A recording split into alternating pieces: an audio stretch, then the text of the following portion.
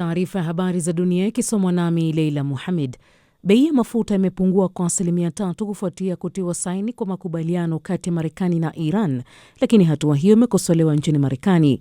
Makamu wa rais wa zamani wa Marekani Mike Pence amesema makubaliano hayo ni tatanishi.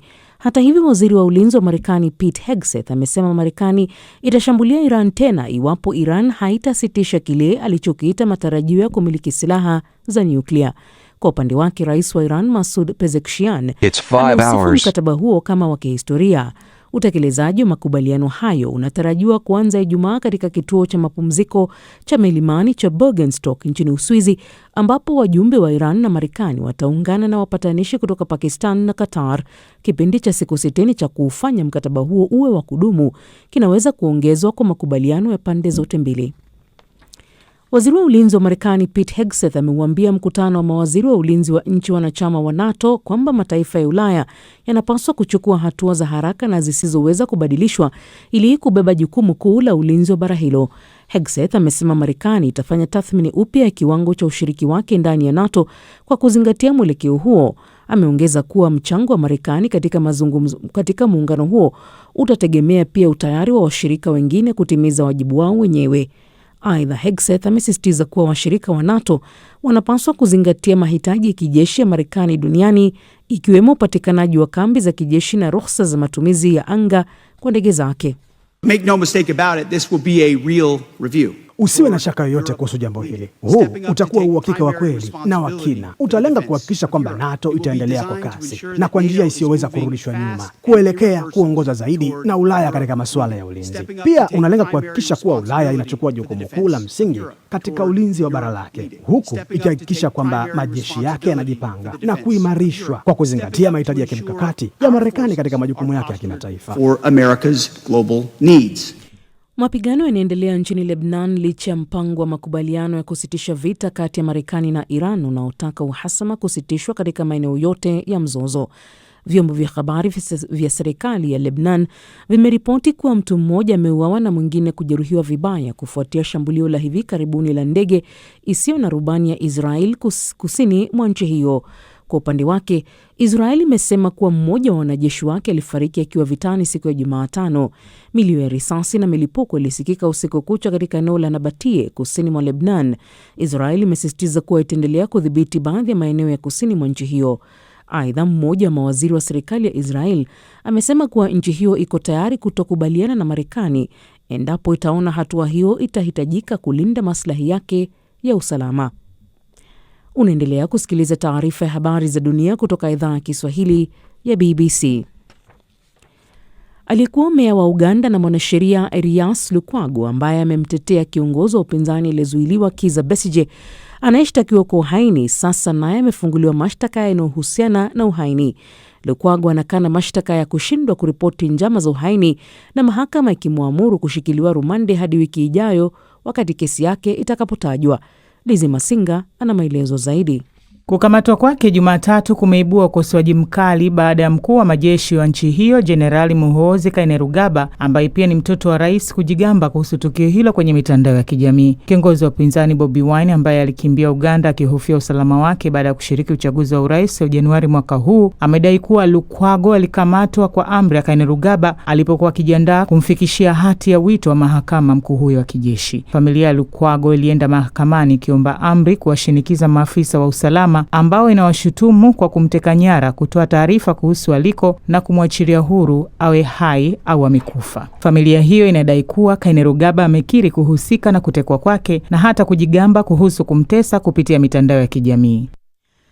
Kumekuwa na milio ya risasi na milipuko katika uwanja mkuu wa ndege wa Niger ulioko katika mji mkuu Niamey.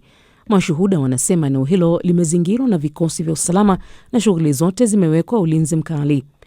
Niger imekuwa ikipambana na waasi na wanamgambo kwa muongo mmoja sasa, na mwezi wa Januari washukiwa wa jihad walianzisha shambulio kwenye uwanja huo wa ndege.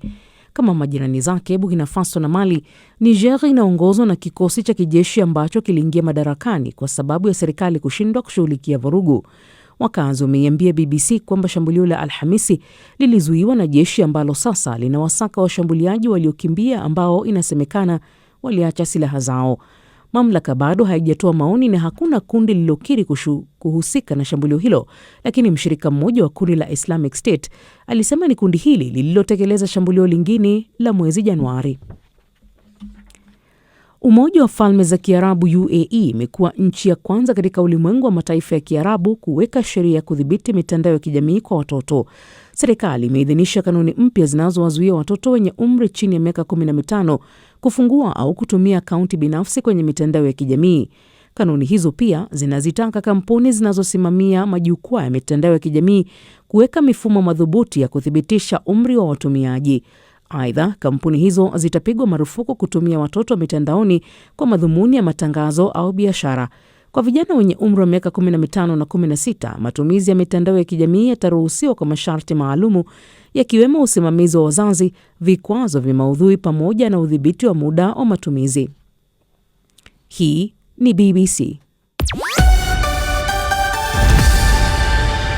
Naam, huyo ni Leila Mohamed amekusomea taarifa ya habari za na msikilizaji. Tukianza ni kwa Marekani na Iran zimesaini makubaliano yanayolenga kumaliza vita. Makubaliano hayo yanajumuisha kusitishwa kwa mapigano yote na kufunguliwa tena kwa mlango bahari wa Hormuz. Bei ya mafuta ilishuka baada ya Trump na mwenzake wa Iran Masoud Pezeshkian kusaini makubaliano hayo ya kumaliza vita vya Mashariki ya Kati, huku kukiwa na miezi miwili ya mazungumzo kuhusu utekelezaji wake. Zaidi na Victor Kenani. Bravo.